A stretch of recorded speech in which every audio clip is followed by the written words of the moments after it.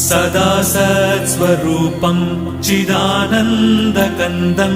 जगत्सम्भवस्थानसंहारहेतुं स्वभक्तेच्छया मानुषं दर्शयन्तम् नमामीश्वरं सद्गुरुं साईनाथं नमामीश्वरं सद्गुरुं साईनाथं भवद्वान्तविध्वंसमार्ताण्डमीड्यं मनोवागतीतं